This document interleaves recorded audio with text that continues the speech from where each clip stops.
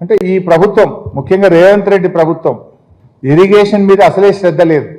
Irritation, ప్రతిపక్షాలను irritate చేసే ఉద్దేశమే తప్ప ఇరిగేషన్ మీద శ్రద్ధ లేదు.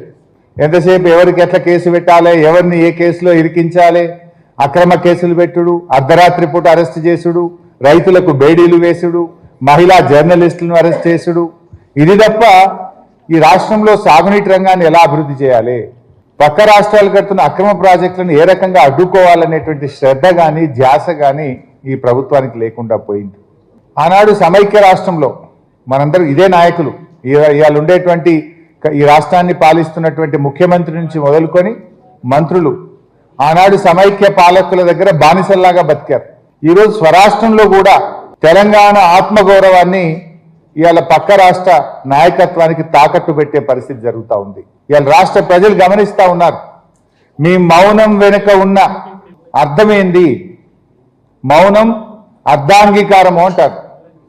ఒకవైపు బుల్డోజ్ చేసి, ఏ అనుమతులు లేకుండా బుల్డోజ్ చేసి ఆంధ్రప్రదేశ్ రాష్ట్రం గోదావరి బనకచెర్లకు ఈ నెలలో టెండర్లు పిలుస్తున్నారు. ఈ నెలాఖరులో టెండర్లు పిలుస్తుంటే కూడా మీరు ఎందుకు మౌనం వహిస్తున్నారు? ఎందుకు నోరు మెదపడం లేదు?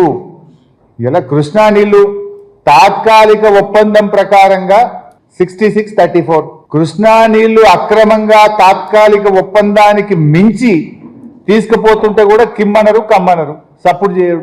రేవంత్ రెడ్డి మాట్లాడాడు, నా ఉత్తమ్ కుమార్ రెడ్డి మాట్లాడాడు. గోదావరి నది పైన బీజేపీ, ఇటు ఆంధ్రప్రదేశ్ రెండు ప్రభుత్వాలు కలిసి ఇంత పెద్ద కుట్ర చేసి గోదావరి నదీ జలాల్లో కూడా తెలంగాణకు ద్రోహం తలపెట్టే దాని మీద కూడా రేవంత్ రెడ్డి ప్రభుత్వం స్పందించినటువంటి పరిస్థితి లేదు.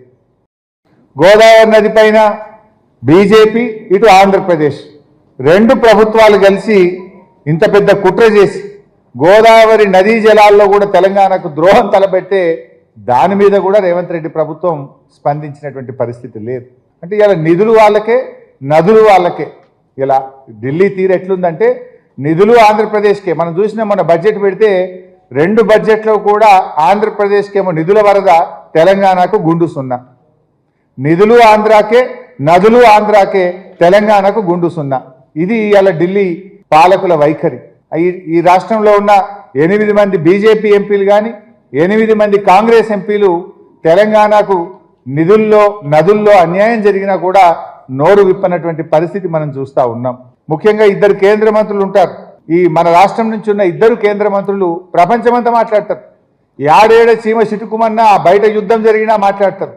కానీ తెలంగాణకు నీళ్లలో ఇంత ద్రోహం జరుగుతూ ఉంటే, తెలంగాణకు ఇంత అన్యాయం జరుగుతుంటే ఆ 2 కేంద్ర మంత్రులు మాత్రం నోరు కూడా మెదపడం లేదు. ఇవాళ ఈ రాష్ట్ర ప్రజలు గమనిస్తూ ఉన్నారు ఈ విషయాన్ని. గతంలో కూడా ఒకసారి మనం గుర్తు తెచ్చుకుంటే సమైక్య రాష్ట్రంలో 2 టీఎంసీల బాబ్లీ ప్రాజెక్టు కోసం చంద్రబాబు నాయుడు గారు పెద్ద పోరాటం చేసిండు మహారాష్ట్ర మీద. 2 టీఎంసీల బాబ్లీ కోసం పెద్ద పోరాటం చేసినారు ఆ రోజు. మరి ఈరోజు ఎన్ని బాబ్లీ ప్రాజెక్టులు కలిపితే ఒక బంకచెర్లకు సమానం? 100 కదా, ఆల్మోస్ట్ ఇది 200 టీఎంసీలు, అది 2 టీఎంసీలు. 2 టీఎంసీల మన బాబ్లీ మీద అంత పోరాటం చేస్తే 200 టీఎంసీలతో అక్రమ ప్రాజెక్టు ఆంధ్రప్రదేశ్ నిర్మిస్తే ఈ రాష్ట్ర ప్రభుత్వం ఎంత పెద్ద పోరాటం చేయాలి? ఎందుకు మౌనం వహిస్తున్నారు? అంటే మీ దోస్తానాలు, మీ పాత బంధాలు ఏమన్నా ఉంటే దానికి తెలంగాణ ప్రయోజనాలు ఫనంగా పెడతారా? తెలంగాణ భవిష్యత్తును మీరు ప్రశ్నార్థకం చేసే హక్కు మీకు ఎక్కడిది అని నేను అడుగుతా ఉన్నా. అందుకే నేను ఒకటే కోరుతా ఉన్నా. మొన్న ఎప్పుడో బండి సంజయ్ గారు కూడా మాట్లాడుతుంటుండు, తిరుపతికి పోయినట్టున్నాడు. తెలంగాణ కంటే 10 రెట్ల నిధులు ఆంధ్రాకి ఇచ్చాము అని తెలంగాణ మంత్రి చెప్తున్నాడు. ఆయనే స్వయంగా చెప్తుండు, 10 రెట్లు ఆంధ్రాకి ఇచ్చినాం, తెలంగాణకి ఏమి ఇయ్యలే. స్వయంగా కేంద్ర మంత్రి గారు. అంటే నదులు వాళ్ళకే, నిధులు వాళ్ళకే. ఇది ఎవరు చెప్తున్నారు? కేంద్ర మంత్రి చెప్తున్నాడు.